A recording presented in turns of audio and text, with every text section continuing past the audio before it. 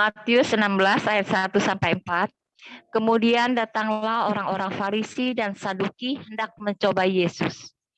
Mereka meminta supaya ia memperlihatkan suatu tanda dari surga kepada mereka. Tetapi jawab Yesus, pada petang hari, karena langit merah kamu berkata, hari akan cerah. Dan pada pagi hari, karena langit merah dan redup, kamu berkata hari buruk. Rupa langit kamu tahu membedakannya, tetapi tanda-tanda zaman tidak. Angkatan yang jahat dan tidak setia ini menuntut suatu tanda. Tetapi kepada mereka tidak akan diberikan tanda selain tanda Nabi Yunus. Lalu Yesus meninggalkan mereka dan pergi. Demikianlah sabda Tuhan. Terpujilah Kristus. Terima kasih, Bu Aswan. Ya, kalau kita baca dalam Kamus Besar Bahasa Indonesia, tanda itu artinya adalah bukti atau bisa juga diartikan petunjuk. Jadi bukti atau petunjuk. Nah, pada ayat 1 kita tadi sudah mendengarkan bahwa mereka datang kepada Yesus dengan tujuan sangat jelas, yaitu apa? Yaitu adalah untuk mencobai Yesus. Mereka harus berjalan dari Yerusalem menuju Galilea. Perjalanan sejauh itu ditempuh hanya untuk bertanya dan mencobai Yesus.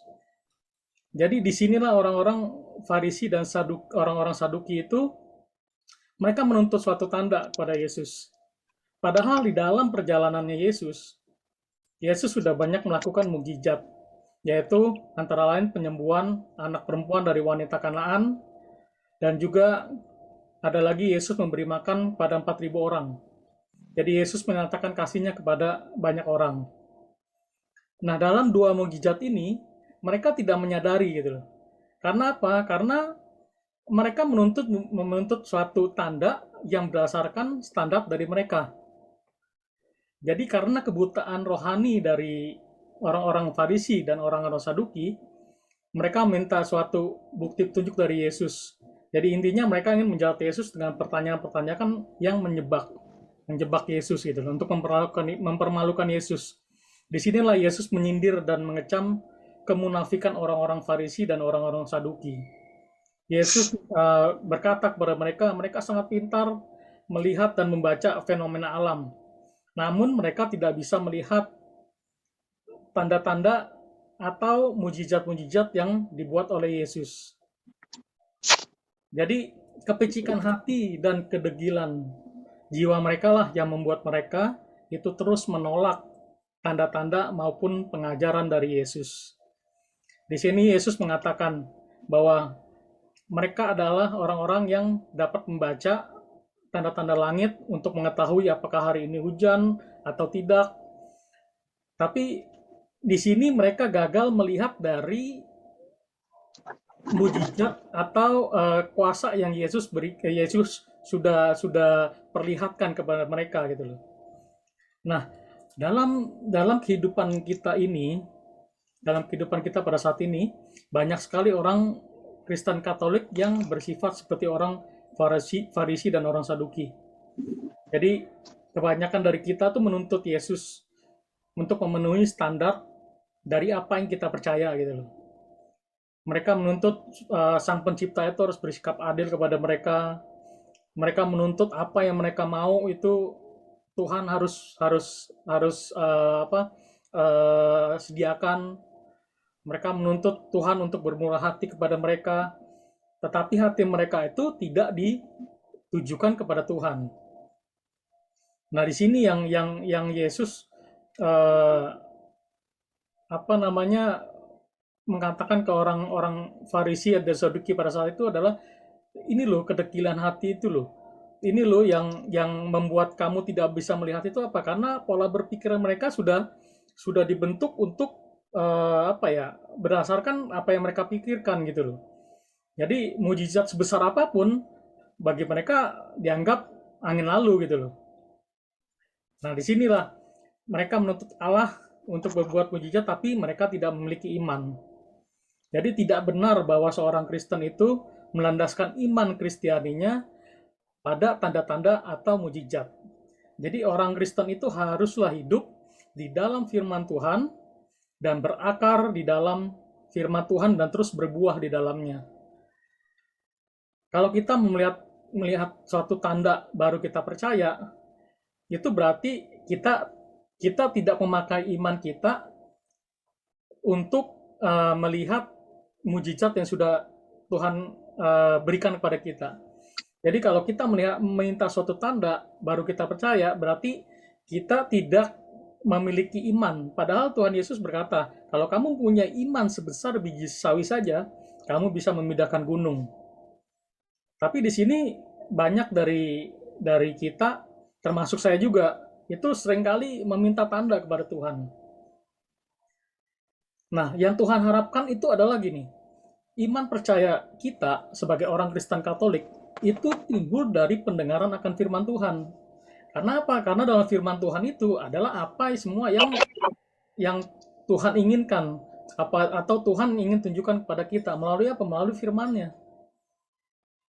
Nah, sebagai salah satu contoh, saya pernah mengikuti suatu KRK ya, KRK penyembuhan lah. Ya seperti kita tahu pada saat KRK penyembuhan banyak sekali orang-orang yang datang, orang-orang yang hadir itu mereka berharap melihat mujizat. Mereka berharap melihat mujizat. Mujizat apa? Mujizat penyembuhan. Tetapi pada saat mereka misalnya datang terus mereka mengikuti KRK-nya, terus pada saat mereka minta didoakan, mereka maju, terus mereka tidak mengalami misalnya yang sakit tidak disembuhkan atau yang ada beban masalah tidak diringankan, itu banyak dari kita itu menjadi kecewa gitu loh. Menjadi kecewa karena apa? Karena kita tidak memiliki iman. Kalau kita misalnya memiliki iman bahwa Tuhan pasti menyembuhkan kita, apapun yang kita lakukan pasti Tuhan akan berkenan gitu loh. Saya pernah waktu kapan itu saya lupa, KRK di beberapa tahun yang lalu ya. Itu ada satu orang yang saya dengar waktu setelah selesai KRK, dia bilang, kok saya nggak merasakan apa-apa ya gitu loh. Kok saya biasa aja gitu loh. Padahal di sana itu banyak orang yang sepertinya kok disembuhkan, sedangkan saya tidak gitu loh. Nah, balik lagi kalau kita mau merefleksikan, kita mau merenungkan, apakah kita datang ke KRK itu memiliki iman atau karena kita dengar dari orang, ini lo di KRK sini ada penyembuhan lo, di sini ada penyembuhan lo. Apakah karena itu atau karena kita punya iman, kita punya kerinduan untuk datang kepada Tuhan? Saya terus terang, saya secara pribadi itu pernah waktu itu saat KRK dulu masih di ASBSD, saya pernah mendoakan satu orang perempuan. Saya nggak tahu tuh, tiba-tiba dia bisa datang kepada saya, dia minta didoakan. Padahal dia nggak tahu kalau tugas saya di situ bukan pendoa. Saya tuh waktu itu sebagai aser, tapi dia bisa datang kepada saya. Dia datang kepada saya, dia minta didoakan. Yang saya bilang sama dia gini, sebelum saya mendoakan kamu, putus ya teman-teman. Sorry terputus. Nah, ya saya lanjut. Ya, jadi waktu itu dia datang kepada saya, seorang perempuan ini datang kepada saya, dia minta didoakan. Saya juga kaget gitu loh. Terus saya bilang sama dia gini, kalau kamu mau didoakan, kamu percaya gak bahwa Tuhan akan menyembuhkan kamu? Dia bilang, saya percaya Pak, saya percaya. Saya percaya. Dia nangis, dia bilang, saya percaya Pak.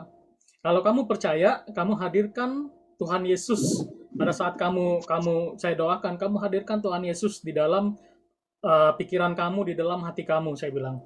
Saya ini hanya alat. Saya hanya alat Tuhan untuk mendoakan kamu. Jadi pada saat saya tumpang tangan, ini perempuan resting ya, dia resting. Terus saya merasakan satu aliran di dalam diri saya, itu aliran itu mengalir kepada dia gitu loh. Dan dia juga merasakan, dia bilang dia merasakan suatu kehangatan, dia bilang. Dia merasakan suatu kehangatan yang mengalir. Terus saya bilang sama dia gini, eh, apa yang kamu rasakan itu adalah karena Tuhan menjamah kamu. Tuhan itu sayang kepada kamu. Jadi kalau kamu eh, benar-benar beriman kepada Tuhan, percayalah Tuhan pasti akan menyembuhkan kamu. Dan saya di situ saya merasakan sekali bahwa ini orang punya punya iman yang cukup besar kepada Tuhan gitu loh. Jadi kalau dia seandainya dipulihkan oleh Tuhan, itu karena apa? Karena iman dia gitu loh. Jadi banyak sekali orang-orang yang tidak tidak memiliki iman tapi berharap suatu mukjizat. Kalau menurut saya seperti itu sulit untuk terjadi. Karena apa? Yang Tuhan tuntut itu adalah iman kita gitu loh. Kan mukjizat yang Tuhan adakan. Dan saya pribadi sih terus terang saya punya satu pengalaman seringkali saya minta tanda sama Tuhan.